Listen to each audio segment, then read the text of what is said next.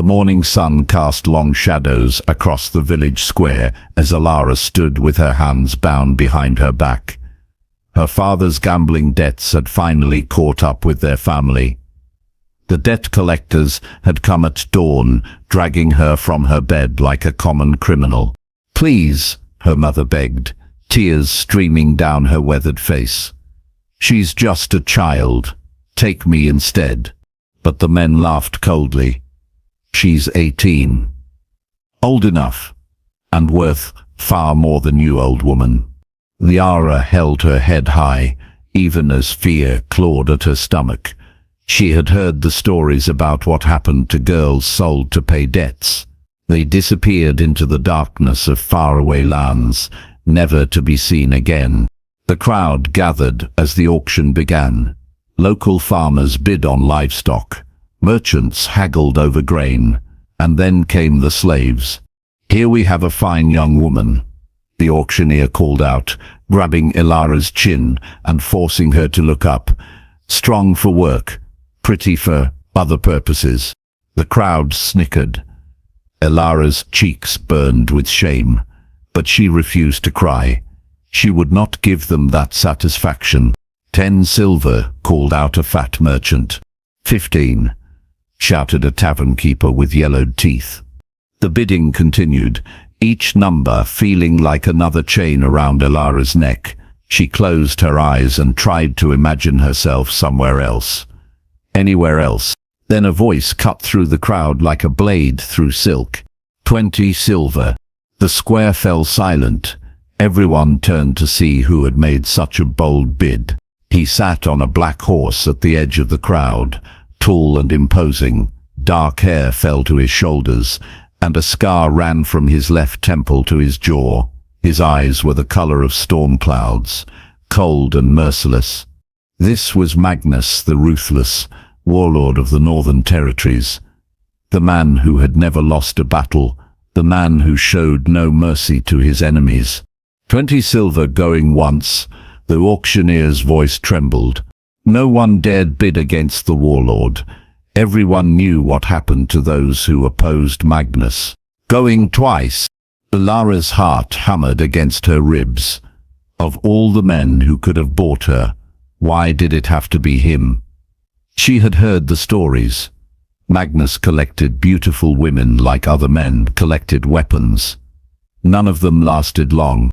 Sold to Magnus of the Northern Territories, the warlord dismounted his horse and walked through the crowd. People scattered like mice before a cat. He stopped in front of Elara and studied her face with those cold grey eyes. "Look at me," he commanded. Elara raised her chin and met his gaze. She expected to see cruelty there, perhaps lust. Instead, she saw something she hadn't expected. Surprise. For a moment, Magnus just stared at her. Something flickered across his face, gone too quickly to identify. Then his expression hardened again. He threw a leather pouch at the auctioneer's feet. The coins clinked together with finality. "Untie her," Magnus ordered. The auctioneer's hands shook as he cut Elara's bonds. Her wrists were raw and bleeding, but she didn't flinch. Magnus studied her for another long moment. Then he turned to his horse and mounted it in one fluid motion. "Walk behind the horse," he told her. "Try to run, and I'll drag you the rest of the way." And so began Elara's journey into the unknown, following the black horse of the most feared man in the kingdom. The ride to Magnus's stronghold took 3 days. Elara's feet were bloody and blistered by the time they reached the massive stone castle that loomed against the grey sky like a sleeping giant. The gates opened with a grinding sound that seemed to echo in Elara's bones. Inside, the courtyard bustled with activity. Soldiers trained with swords and spears, servants hurried about their duties, and everywhere the smell of leather, steel and sweat. Magnus dismounted and threw his reins to a stable boy. "Take her to the East Tower," he told a servant woman. "Give her food and clean clothes. She looks half dead." The servant woman, elderly with kind eyes, led Elara through corridors lined with weapons and battle banners. The castle was magnificent but cold, like its master. "What's your name, child?" the woman asked as they climbed a spiral staircase. "Elara. I'm Martha. I've served this house for 30 years. She paused at a heavy wooden door. "A word of advice, dear. The master seems harsh, but he's fair. Don't give him reason to punish you, and you'll be treated well."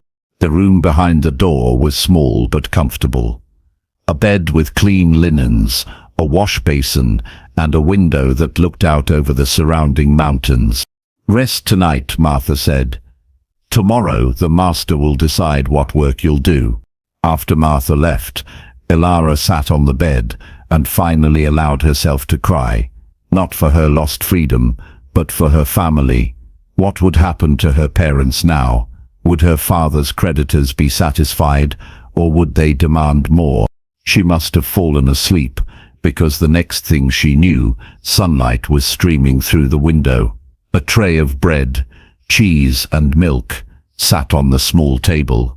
Her stomach growled, reminding her she hadn't eaten since before the auction. As she ate, Elara planned her escape. The castle was large, but she was young and quick. If she could make it to the gates during the chaos of the evening meal. Planning something foolish, Elara spun around to find Magnus standing in the doorway. How had he entered so silently? "I don't know what you mean," she said, trying to keep her voice steady.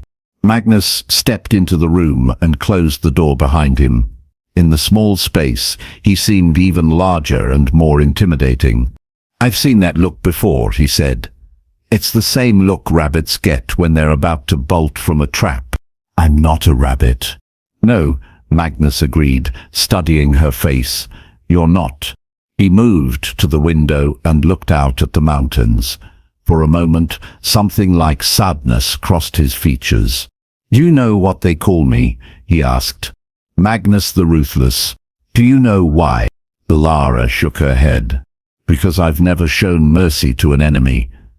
Because I take what I want and destroy what stands in my way." He turned to face her. "Because I've killed more men than I can count."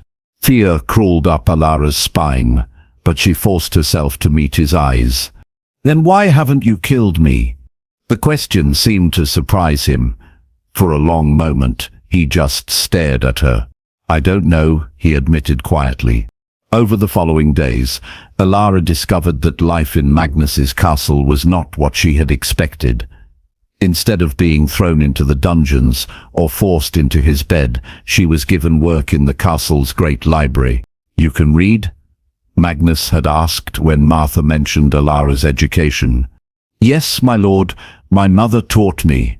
"Then you'll help organize my books. Many were damaged in the last siege." The library was vast, filled with scrolls and books from across the known world. Elara had never seen so much knowledge in one place. As she worked, she found herself getting lost in tales of distant lands and ancient heroes. Magnus would sometimes visit the library, usually late at night when the castle had grown quiet. He never spoke to her directly, but Elara could feel his eyes on her as she worked. One evening, she found him standing before a shelf of poetry books, his brow furrowed in concentration. "Is there something specific you're looking for, my lord?" she asked carefully. "There was a book," he said without looking at her, "about a knight who fell in love with a peasant girl. I can't remember the title." Elara thought for a moment, then reached for a slim volume bound in blue leather. "The Tale of Sir Gareth and Lady Mira?" Magnus's eyes widened slightly. "That's it. How did you—" "It's a beautiful story," Elara said softly, "about how love can transform even the hardest heart." Something flickered in Magnus's eyes. Pain, perhaps, or longing. "Love is a luxury I cannot afford," he said harshly. "Why?" The question slipped out before Elara could stop it. Magnus went very still. For a moment, Elara thought he might strike her for her impertinence. Instead, he took the book from her hands, his fingers brushing against hers. "Because love makes you weak," he said quietly.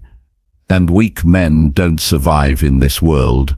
After he left, Elara stood in the empty library, her heart racing. There had been something in his touch, something in his voice, that spoke of deep wounds and buried pain. As weeks passed, Elara began to see glimpses of the man behind the fearsome reputation. Magnus was indeed ruthless in business and war, but she noticed other things too. He never raised his voice to the servants. He made sure the castle's people were well fed, even when supplies ran low. And sometimes, late at night, she could hear him walking the battlements alone, as if he carried the weight of the world on his shoulders. One night, a terrible storm struck the castle. Thunder shook the stones, and lightning illuminated the sky like day. Elara was trying to sleep when she heard it, a sound that made her blood run cold. Someone was screaming. She crept from her room and followed the sound to the Lord's chambers. The screaming had stopped, but she could hear heavy breathing and muttered words through the thick door. "No, please, not the village. Spare the children." Magnus was having a nightmare. Elara knew she should return to her room.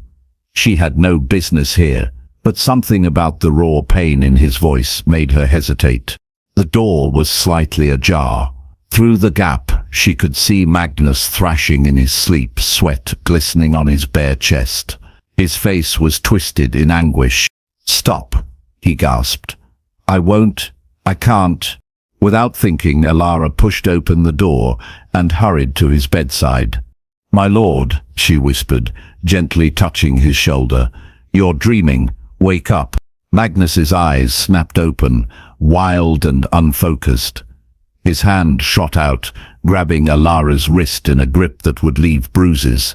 For a moment, he didn't seem to recognize her. Then awareness returned to his eyes, followed quickly by shock. "What are you doing here?" he demanded, releasing her wrist. "You were having a nightmare," Elara said gently.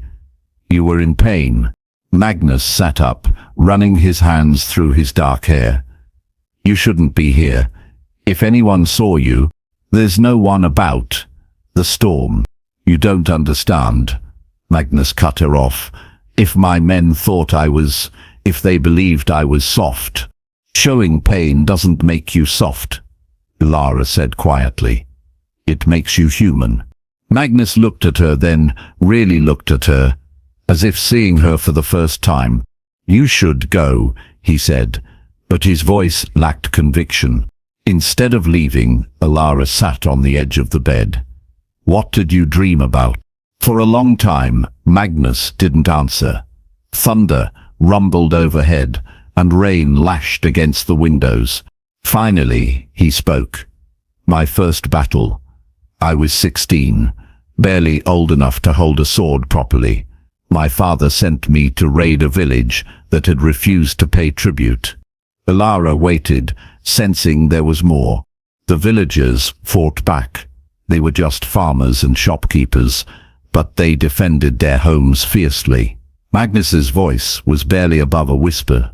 When the battle was over, the village was in flames. Women and children lay dead in the streets.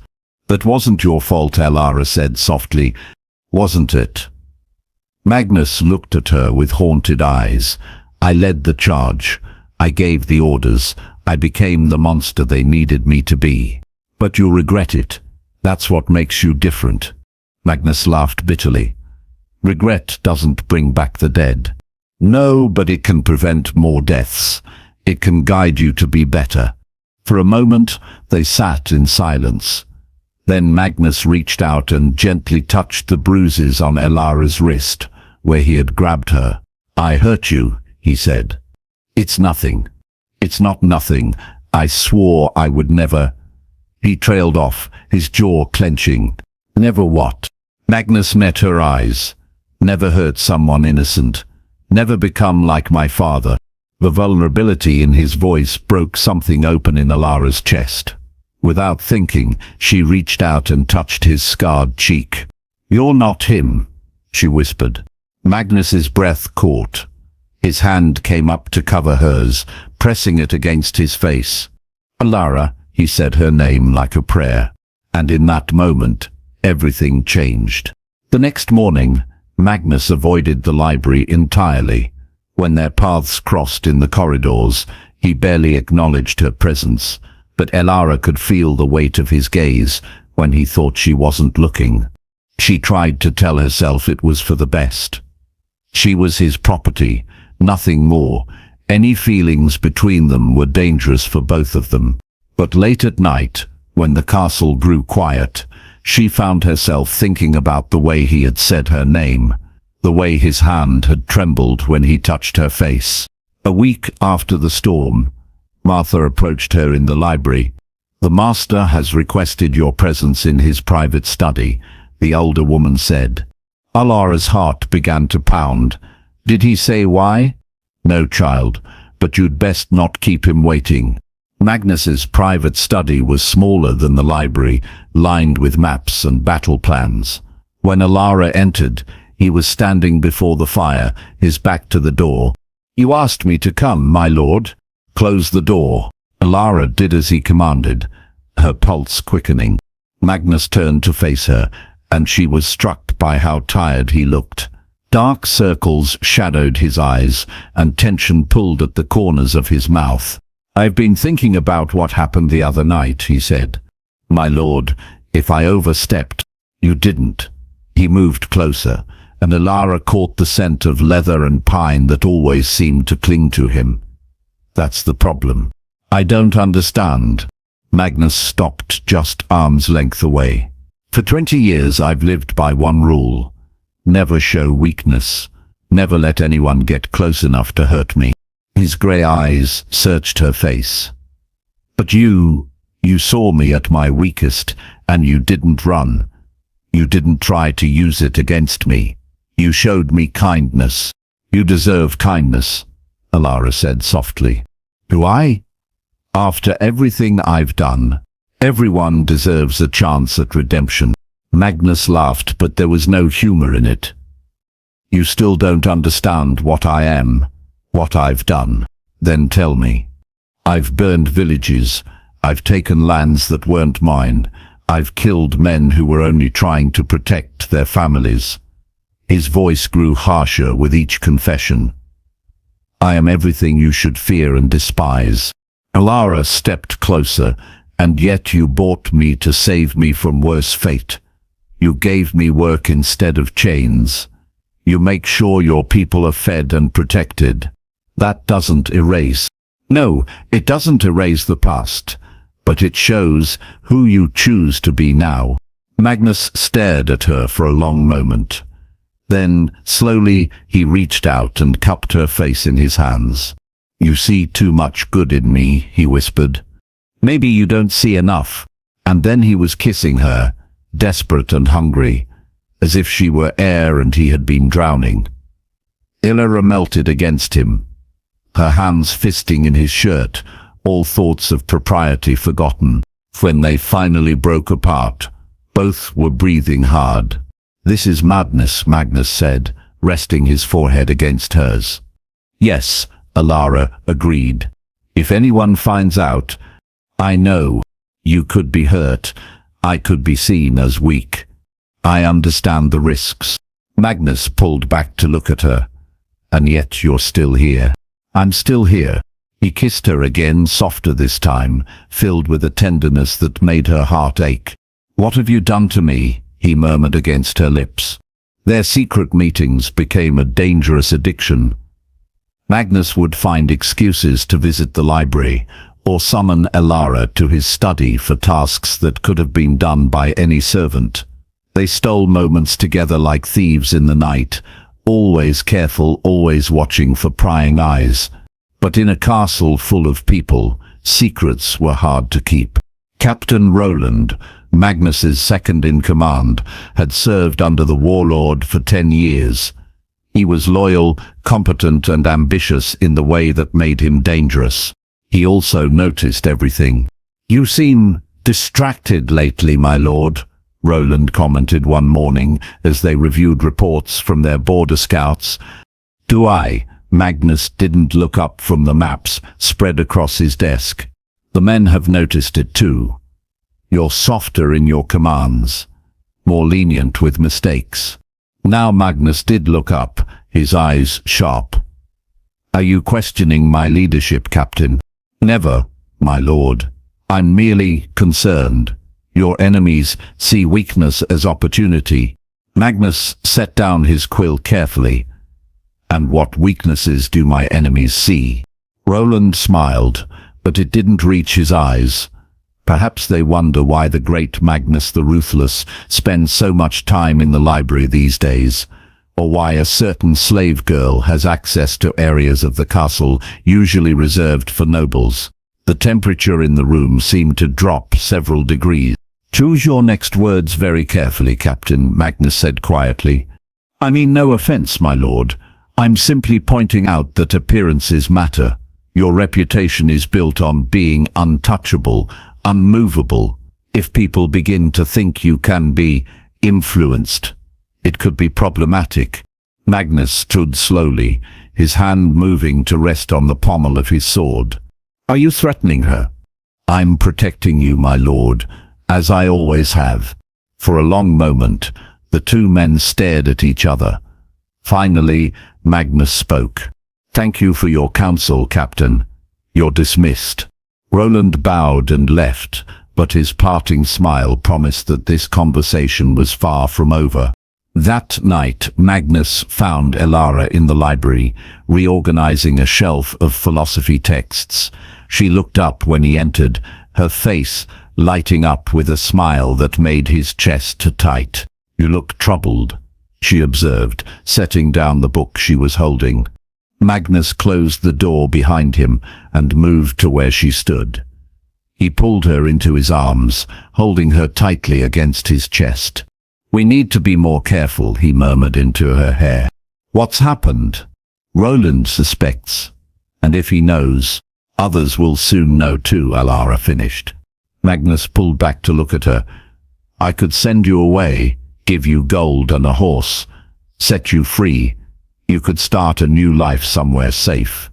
The offer should have filled her with joy. Freedom was all she had wanted since the day she was sold, but the thought of leaving Magnus, of never seeing him again, felt like a knife to the heart. Is that what you want? She asked. What I want and what's best for you are two different things. Let me decide what's best for me. Magnus cupped her face in his hands.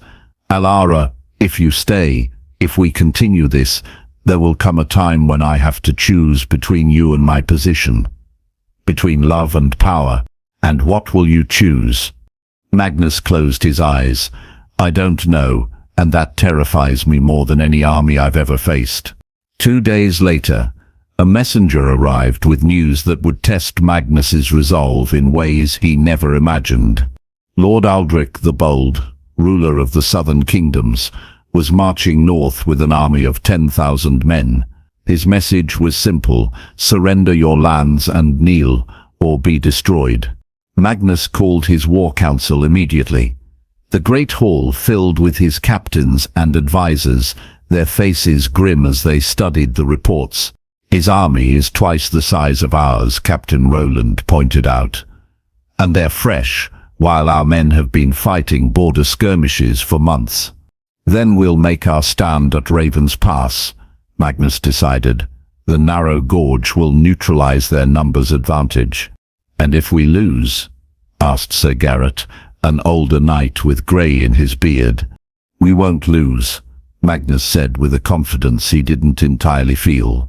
As the meeting broke up and the men began to file out, Captain Roland lingered behind. A word, my lord. Magnus nodded curtly. This battle will require all your focus, Roland said. Any distractions could prove fatal. Speak plainly, Captain. The girl, my lord. She should be secured before we march. Locked away where she can't interfere with your judgment. Magnus's hand moved to his sword. You forget yourself. Do I? My lord, I've served you faithfully for 10 years. I've never seen you hesitate in battle, never seen you show mercy to an enemy. But lately, Roland shook his head.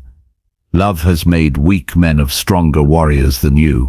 Before Magnus could respond, the door to the hall burst open. A young soldier ran in, his face pale with fear. My lord, come quickly. There's been an incident. Magnus's blood turned to ice. What kind of incident? The slave girl, my lord. She's been hurt. Magnus ran through the corridors faster than he had ever moved, his heart hammering against his ribs. He found a crowd gathered outside the library, servants and guards murmuring among themselves. Elara sat on the floor, her back against the wall, holding a cloth to her bleeding forehead. Martha knelt beside her, checking her injuries. What happened? Magnus demanded, dropping to his knees beside them. Someone pushed me down the stairs, Elara said weakly. I didn't see who. Magnus's hands shook as he gently examined the cut on her forehead. It wasn't deep, but it was bleeding freely. Get the healer, he commanded. Now. As Martha hurried away, Magnus helped Elara to her feet. She swayed slightly, and he caught her against his chest. I'm all right, she whispered. No, you're not. Magnus's voice was rough with emotion. Someone hurt you. Someone in my own castle. Over Elara's head, he caught Captain Roland, watching from the edge of the crowd. The man's expression was carefully neutral, but something in his eyes made Magnus's suspicions crystallize into certainty. That night, after the healer had tended to Elara's wounds and declared her free of serious injury, Magnus confronted his captain in private. It was you, he said without preamble. Roland didn't bother to deny it. She fell down some stairs. Accidents happen. You could have killed her, but I didn't. Consider it a gentle warning, my lord. Next time, I might not be so restrained. Magnus drew his sword in one fluid motion, the blade stopping at Roland's throat. There won't be a next time, he said softly. Roland smiled. Kill me, and you'll have to explain to your men why you murdered your most loyal captain over a slave girl. How will that look? How will it affect morale before the biggest battle of your career? Magnus pressed the blade closer. A thin line of blood appeared on Roland's neck. You think I won't do it? I think you're smarter than that. You need me, my lord. You need my tactical mind, my experience, my loyalty. Loyalty? You just threatened the woman I love. And there it is, Roland said triumphantly. The weakness that will destroy you. You've just admitted that you value a slave girl over your duty to your men, your lands, your legacy. Magnus stared at his captain for a long moment, the sword trembling in his grip. Then, slowly, he lowered the blade. You're right, he said quietly. I do need you, for now. Roland straightened his tunic, still smiling. You've made the wise choice, my lord. But know this, Magnus continued, his voice deadly calm. If you touch her again, if you even look at her wrong, I will kill you, slowly. And I'll make sure your death serves as an example to anyone else who might threaten her. The smile faded from Roland's face. Do we understand each other, Captain? Perfectly, my lord. The army began preparations to march to Raven's Pass.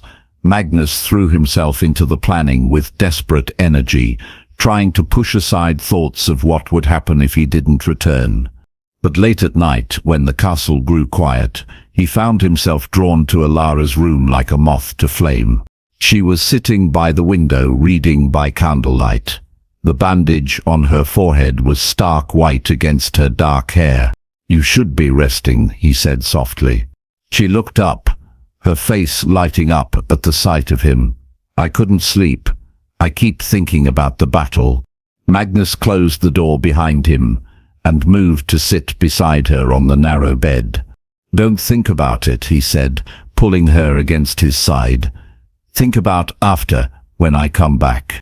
What if you don't? The question hung between them like a blade. I will, Magnus said with more confidence than he felt. Promise me. Elara, Promise me you'll come back. Promise me you won't do anything foolishly heroic to prove you're still ruthless. Magnus turned to face her fully. What do you mean? I mean, Roland isn't the only one who's noticed changes in you. The servants talk. They say you're different, kinder, and they're right. She cupped his face in her hands. But I'm afraid you'll try to prove them wrong by taking unnecessary risks in battle. You think I'd get myself killed to maintain my reputation? I think you're torn between the man you were and the man you could be, and that kind of internal war can be more dangerous than any external enemy. Magnus leaned into her touch. You know me too well. I know you're good. I know you're brave, and I know you're worth coming home to.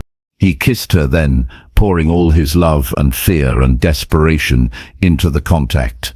When they broke apart, both were breathing hard. If I don't make it back, he began.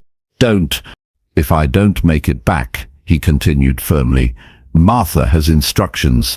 You'll be given gold and safe passage to anywhere you want to go. You'll be free. Tears began to fall down Elara's cheeks. I don't want to be free if it means losing you. And I don't want to die knowing you'll never have the chance to live the life you deserve. They held each other through the night, neither speaking of the battle to come, both knowing it might be their last night together. The army departed at dawn, banners flying in the morning breeze. From her window in the east tower, Elara watched until the last soldier disappeared over the hill. For 3 days the castle waited. Servants went about their duties with unusual quiet. The very stones seemed to hold their breath. On the 4th day, a lone rider appeared on the horizon. Elara ran to the battlements with the rest of the castle's inhabitants, her heart hammering with hope and fear. The rider was one of Magnus's men, his armor dented and blood-stained. He collapsed from his horse in the courtyard, barely able to speak. The battle, he gasped. We won, but the cost. Where is Lord Magnus? Martha demanded. The soldier looked up with haunted eyes. Captured, Lord Aldrich. He has... The world seemed to tilt beneath Elara's feet. Captured, not dead, but perhaps worse. That night a second messenger arrived. This one bore Lord Aldrich's seal and a message that made Elara's blood run cold. Lord Aldrich was willing to negotiate Magnus's release. But he had conditions. He wanted the northern territories to submit to his rule. He wanted Magnus's castle and all its treasures, and he wanted something else. He wanted the slave girl he'd heard so much about, the one who had turned the ruthless warlord soft. He knows about you, Martha whispered, as they read the message together. Someone told him. Elara didn't need to guess who. Roland had survived the battle and somehow made contact with Aldrich. What will you do, child? Elara stared at the parchment, her mind racing. Magnus was being held prisoner because of her, because his love for her had been seen as weakness by his enemies. I'll go to him, she said quietly. Elara, no. Lord Aldrich is known for his cruelty. If you surrender yourself, Magnus would die before he let harm come to me. But if I don't go, he'll die anyway, and his people will suffer under Aldrich's rule. Martha's eyes filled with tears. There has to be another way. There is no other way. This is the price of love. That night, Elara wrote a letter to Magnus. She told him everything she felt, everything she hadn't had the chance to say. She sealed it with wax and gave it to Martha. Make sure he gets this. When he's free. When you're both free, Martha corrected firmly. Elara smiled sadly. Perhaps. The next morning she rode out to meet Lord Aldrich's army, alone except for a small escort of Magnus's most trusted men. They had orders to return to the castle once the exchange was made. Lord Aldrich's camp was vast, filled with soldiers and siege engines. At its center sat a great pavilion bearing the golden lion banner of the southern kingdoms. Inside the pavilion, Lord Aldrich waited. He was a man in his 50s, handsome in a cold way, with calculating eyes and a cruel mouth. "So," he said, as Elara was brought before him, "you're the famous slave girl, the one who tamed Magnus the Ruthless." "I am Elara of Millhaven," she said, lifting her chin, "and I've come to negotiate my lord's release." Aldrich laughed. "Negotiate? You're in no position to negotiate, girl. You're here to submit. Then let me see that he's alive and unharmed." Aldrich gestured to his guards, who pulled back a curtain at the rear of the pavilion. Magnus was chained to a post, his shirt torn and blood-stained, but his eyes were alert and furious, and when he saw Elara, they filled with horror. "No," he said hoarsely. "Elara, no, go back. Don't do this." "I'm sorry," she whispered. "How touching," Aldrich sneered. "The great warlord, brought low by love. It's almost poetic." He stood and moved to where Magnus was chained. "Did you really think you could change? Did you believe that playing at being a better man would make you one?" "Let her go," Magnus growled. "Your quarrel is with me." "Oh, but she's the key to everything, isn't she? She's your weakness, your breaking point." Aldrich smiled cruelly. "Tell me, Magnus, what would you do to keep her safe?" Magnus's jaw clenched. "Anything. Even kneel? Even renounce your claim to the northern territories?" The pavilion fell silent except for the sound of Magnus's labored breathing. "Yes," he said finally. Aldrich's smile widened. "Then kneel." What happened next would be spoken of in hushed whispers for generations to come. As Magnus sank to his knees before his captor, something broke in Elara's chest. Not her heart that had been breaking since she first saw him chained and bloody. Something deeper. Something that had been building since the night he bought her, since their first kiss, since she realized she loved a man who was slowly destroying himself with guilt and self-hatred. "Stop," she said. The word cut through the pavilion like a blade. Both men turned to look at her. Magnus with desperation in his eyes, Aldrich with amusement. "Stop," she repeated, stepping forward. "You want him to kneel? You want to break the great Magnus the Ruthless? You're going about it all wrong." Aldrich raised an eyebrow. "Am I? You think his love for me makes him weak, but you're wrong. It makes him stronger. It gives him something worth fighting for beyond pride and power." She moved to stand between Magnus and Aldrich, her heart hammering but her voice steady. "You want to see him broken? Then kill me, because watching me die will destroy him in ways that no amount of chains or humiliation ever could." "Elara, stop," Magnus said urgently. But she pressed on. "But if you truly want to defeat him, if you want to crush his spirit completely, then you need to understand what he fears most." "And what's that?" Aldrich asked, leaning forward with interest. "He fears becoming his father. He fears that all the good he's tried to do, all the ways he's tried to change, mean nothing in the face of his past sins." Elara turned to look at Magnus, her eyes bright with unshed tears. "He thinks he doesn't deserve love. He thinks he doesn't deserve redemption. He thinks he's irredeemably lost." Magnus stared at her, something shifting in his expression. "But he's wrong," Elara continued, her voice growing stronger. "Love didn't make him weak. It made him brave enough to try to be better. It made him strong enough to admit his mistakes. It made him human." She turned back to Aldrich. "So if you want to break him, you'll have to break the part of him that's learned to hope, the part that believes in second chances, the part that dares to love." For a moment, the pavilion was silent except for the distant sounds of the camp. Then Aldrich began to laugh. "Clever girl. Very clever. You're trying to manipulate me into sparing you both." "No," Elara said quietly. "I'm trying to show you that you've already lost." "Have I?" "Yes. Because even if you kill us both, even if you take his lands and destroy his legacy, you can't undo what he's become.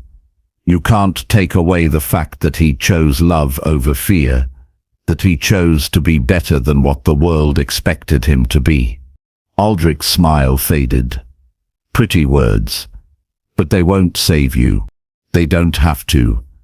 The truth doesn't need saving." And then something extraordinary happened. Magnus, still on his knees, began to laugh. It started as a low chuckle, growing stronger until it filled the pavilion.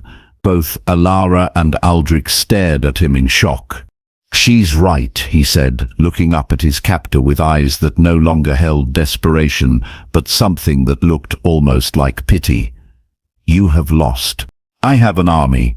I have you in chains. How have I lost?" Magnus struggled to his feet, the chains clanking with the movement. "Because for 20 years I've been afraid. Afraid of being weak, afraid of being vulnerable, afraid of letting anyone close enough to hurt me. And that fear made me exactly what you are now. A man who thinks power is more important than love, who believes cruelty is strength." He looked at Elara, and his expression softened. "But she taught me something. She taught me that real strength isn't the absence of fear.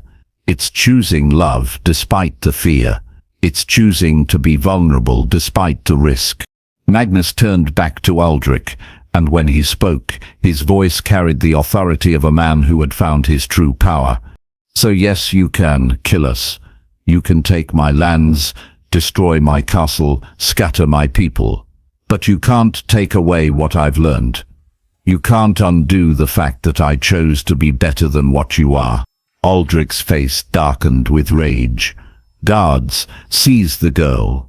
But before the guards could move, a commotion erupted outside the pavilion. Shouts, the clash of steel, the thunder of horses.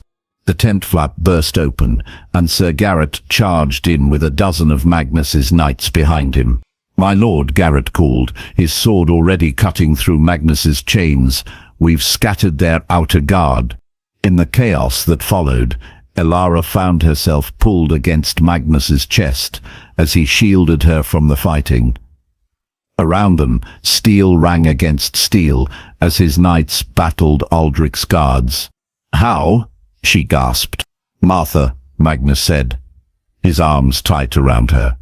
She rallied the men, told them their lord was worth fighting for, even without orders. When the dust settled, Aldrich lay dead, struck down by Sir Garrett's blade. His army, leaderless and caught off guard, began to scatter. But Magnus had eyes only for the woman in his arms. "You magnificent, foolish, brave woman," he murmured, cupping her face in his hands. "You saved me. We saved each other," Elara corrected. And as Magnus kissed her there in the ruined pavilion, surrounded by the aftermath of battle, Elara felt something she had never experienced before. She felt free. 3 months later, the great hall of Magnus's castle was transformed. Banners hung from the rafters, not of war but of celebration. The tables groaned under the weight of food and wine, and the air rang with laughter and music.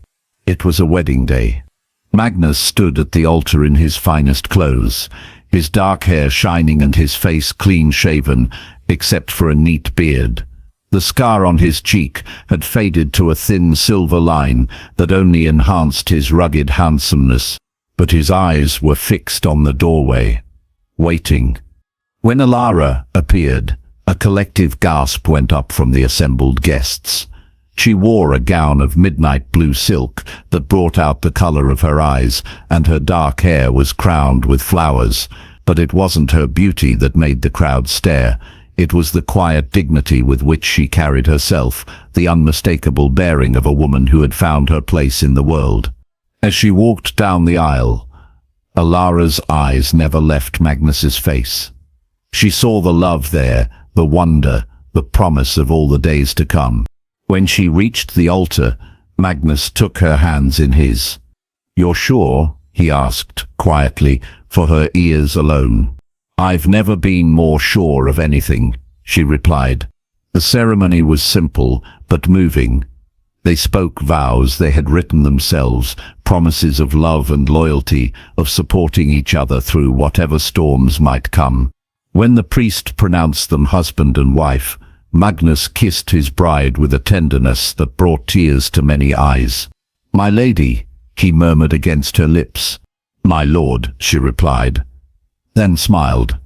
"My love." The celebration lasted long into the night. Magnus's knights toasted their lord's happiness, the servants danced with joy, and even the most hardened warriors wiped away tears as they watched their fearsome leader transformed by love. Late in the evening, as the festivities continued below, Magnus and Elara slipped away to the battlements where they had once stood as master and slave. Now they stood as equals, as partners, as two halves of one whole. "Do you ever regret it?" Magnus asked, pulling Elara close against the cool night air. "Choosing this life? Choosing me?" Elara looked up at the stars scattered across the velvet sky, then back at her husband's face. "How could I regret finding my home?" she asked. Magnus's arms tightened around her. "I love you, Elara. With everything I am, everything I've been, everything I hope to become.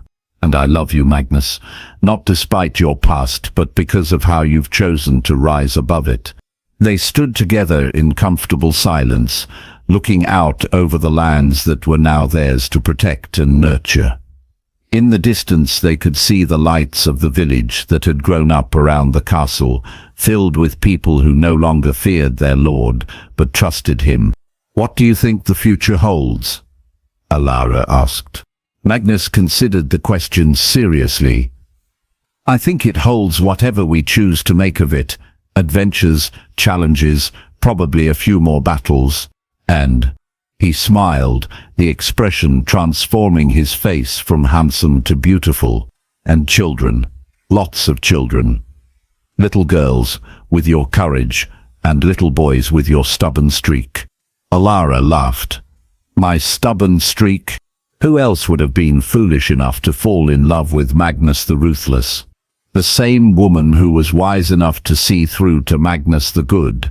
As if summoned by their words, Martha appeared on the battlements, her face glowing with happiness. "My lord, my lady," she said, "forgive the interruption, but the guests are asking for you. They want to raise one final toast." Magnus and Elara exchanged a look. "Shall we?" he asked, offering her his arm. "Always," she replied, taking it. As they walked back toward the warmth and light of the great hall, toward their friends and family and the life they had built together, Elara reflected on the journey that had brought them here. She had been sold as a slave, bought for 20 silver coins by a man the world called ruthless.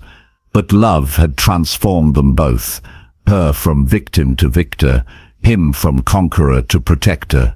And in that transformation, they had found something more precious than all the gold in the kingdom. They had found each other. 5 years later, the sound of children's laughter echoed through the castle corridors as two small forms raced through the halls, their nurse chasing after them with fond exasperation. "Lord Marcus, Lady Isabel, come back here this instant." But the twins, aged 4 and possessed of their parents' stubborn independence, were having none of it. They burst into the great hall where their father was meeting with his advisors, their faces flushed with mischief. "Papa!" Isabel launched herself at Magnus, who caught her with practiced ease. "We escaped," Marcus announced proudly, climbing onto his father's lap despite the protests of the visiting dignitaries. Magnus looked around the table at his advisors, men who had once feared to breathe too loudly in his presence, and saw nothing but indulgent smiles. "Gentlemen," he said solemnly, "I believe we've been invaded by very small but determined enemies." Sir Garrett, now greying but still sharp, chuckled. "Perhaps we should negotiate terms, my lord." "What are your demands?" Magnus asked his children seriously. "Story time," Isabel declared. "With Mama," Marcus added. Well, in that case, I surrender unconditionally." As if summoned by her children's voices, Elara appeared in the doorway of the great hall. Even after 5 years of marriage and 2 children, Magnus still felt his breath catch at the sight of her. She wore a simple green dress that complemented her dark hair, now streaked with premature silver that only made her more beautiful. Her hands rested on the gentle swell of her belly, where their 3rd child grew. "I see our little negotiators have been successful," she said, her eyes twinkling with amusement. "Completely," Magnus replied, standing with a child in each arm. "They've conquered the great hall and demanded story time. Well then, we'd better comply. After all, they are the future rulers of this domain." As they walked toward the family chambers, Marcus tugged on his father's sleeve. "Papa, tell us again about how you and Mama met." "You want to hear that old story again?" "It's not old," Isabel protested. "It's the best story." Magnus looked at his wife over their children's heads, and she smiled back at him with all the love that had grown and deepened over the years. "Very well," he said, "but this time your mother will have to help me tell it." "Once upon a time," Elara began, as they settled into the comfortable sitting room, the children curled between their parents. "There was a very fearsome warlord who thought his heart was made of stone." "But it wasn't," Marcus interjected, having heard the story dozens of times. "No, it wasn't," Magnus agreed, his arm tightening around his family. "It was just waiting for the right person to show him how to love." "And they lived happily ever after," Isabel finished triumphantly. "Yes," Elara said softly, her hand finding Magnus's and intertwining their fingers. "They did." Outside, snow began to fall on the castle and the thriving town beyond its walls. Inside, a family sat together in the warm glow of firelight, surrounded by the love that had transformed a ruthless warlord into a devoted husband and father. And in that moment, Magnus realized that he had finally found what he had been searching for all his life without knowing it. Not power, not fear, not even respect. Peace. The peace that came from being loved completely, flaws and all. The peace that came from loving in return with everything he had. The peace that came from building something beautiful and lasting with the woman who had seen his soul and chosen to stay. As his children's breathing grew slow and even, and his wife dozed against his shoulder, Magnus looked around at the life they had created together and smiled. He had once been Magnus the Ruthless, a man who took what he wanted and destroyed what stood in his way. Now he was simply Magnus, husband, father, protector of those he loved. And he had never been happier to leave his old self behind. For in the end, the greatest victory was not conquered lands or defeated enemies. The greatest victory was love. And love, Magnus had learned, was the one conquest that conquered the conqueror in return.